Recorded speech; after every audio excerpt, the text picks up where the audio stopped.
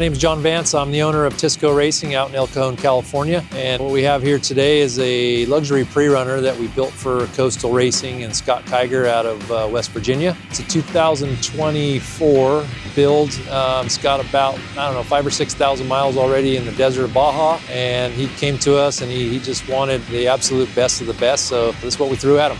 All right, John, nice meeting you. Nice meeting you. Letting us take a look at your car. Let's start with the hood. Let's talk about that motor package, your front suspension. Want to grab that side for me? So it's got a folding hood. There we go.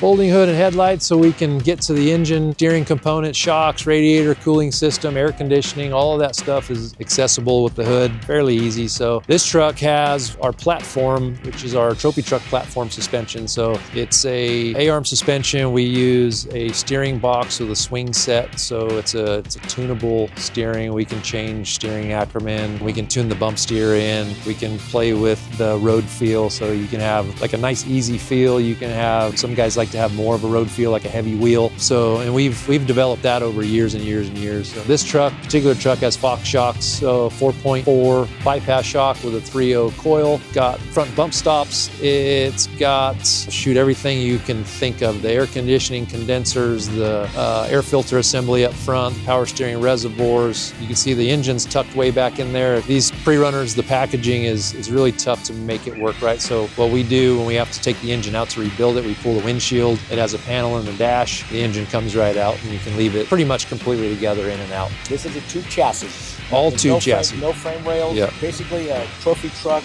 with a sealed cab. Correct. A license plate. Yep. And air conditioning. Yeah, the only thing factory on this truck would be the cab and the doors and the door mechanisms, the windshield wiper mechanism, which is great. There's nothing worse than having, going through the desert and hitting a puddle and not being able to just turn the windshield wipers on. So it's got the spray nozzles, it's got all the things that your factory truck will have. So you don't have to get out, wipe the windows, clean the windows. You can get in this thing, put it in drive and go, and I think the range is about 300 miles in the desert. So you can go 6-7 hours and not have to pull over and do anything.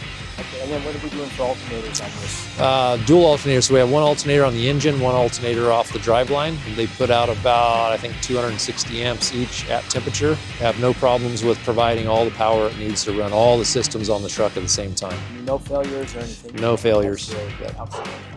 So on the interior of this truck, Scott has specific wants and needs. He came to us and he's a West Virginia guy, Pennsylvania guy. So they have a ton of King Ranch Ford pickup trucks they use as support vehicles. And he came to me and said, man, we got to do the interior out of like the King Ranch leather. So we approached our interior guy. He found the leather, he found the color, kind of knocked it out of the park on that stuff. So very, very similar in replicating the King Ranch look. Even the smell, I think, is very similar. So, and then we have all this stuff is decked out electronically. It's got all the Motec dashes. It's got the Motec keypads. As you can see, it's got, 25, 30 buttons inside to choose from.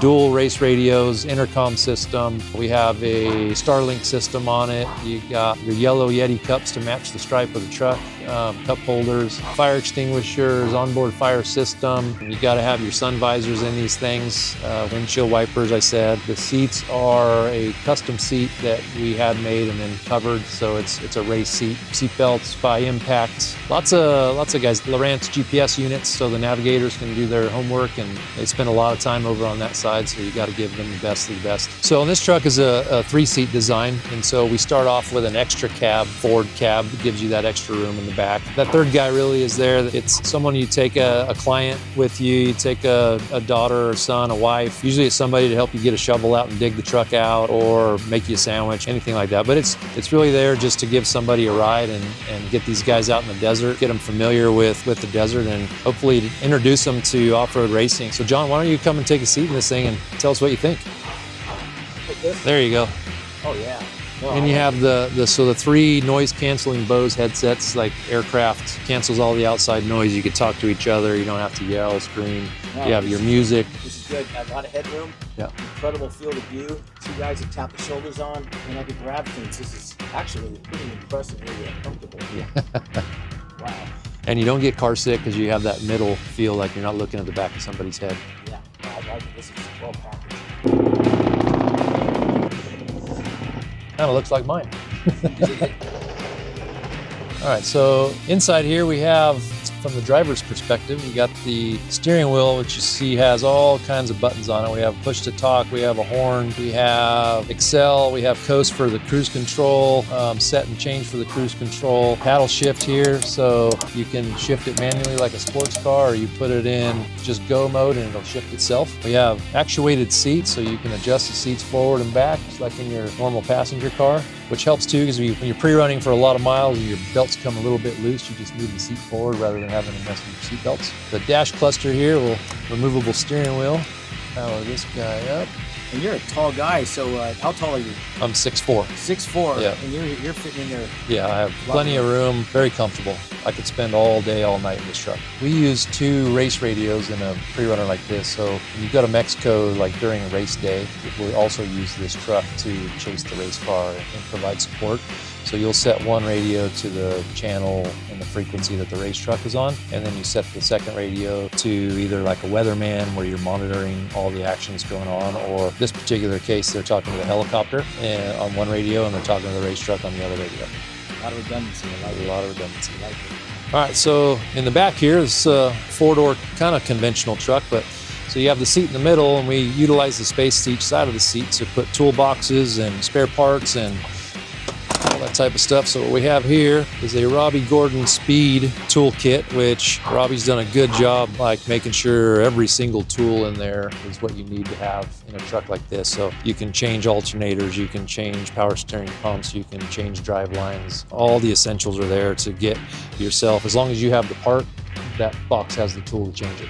So on the rear of this truck, I think the Tisco trucks are kind of unique to this. So you'll notice that they don't have tubes that come out of the top of the cab. So we did away with that, or we never really did that, because we didn't want it to look like it was a race truck going down the highway. We wanted to keep it somewhat low key as a sleeper. So we designed the chassis to be structurally strong enough to have that low point. We did shorten the window, so we raised the back of the chassis to give us that strength, but we've had thousands and thousands of miles on these trucks and have had no issues. Lots packaged back here. You have the dry sump tanks, which are buried underneath the mini Starlink there. You have shock coolers back here. You have the converter tank. You have the engine oil cooler and the transmission cooler all back here with the dual fans. You can fill the truck with gasoline from both sides, so you have a gas lid here. Both sides, obviously dual spare tires, rear sway bar, rear bump stops, gearbox cooler, which is below that screen. The tail light you see from Baja Designs is buried in this rear wing, along with the factory tail light. It's got the floor jack that you need to change the tire. It's got the impact gun mounted inside to change the tire. So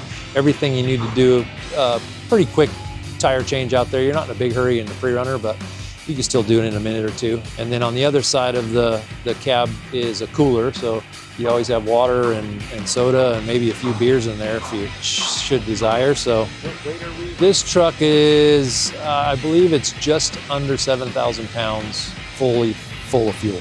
No people inside. And the fuel capacity, 110 gallons. 110 gallons. In a pre-running range at pre-running speeds, what kind of So about 3 miles to the gallon. So you go 300 miles. You're gonna have 10 gallons of reserve at 300 miles. When you've been out there, you've got no issues. You've got the temperatures not running hot. No, this truck, we run this truck at all the score races, and in June at the Baja 500, temperatures can soar 120 degrees, and this thing will go down through the middle of the desert at 100 miles an hour, no problem at all. All right, well, I tell you what, thanks, John, for the tour. Thank you. And I appreciate can't it. wait to see this in the dirt. Hopefully, the next time you go testing, which I would say Plaster City, Plaster we'd love City, to tape it out there and put that in another video. Yeah, come down. We'll even take you for a ride. Absolutely. Thanks again. Awesome. Appreciate it.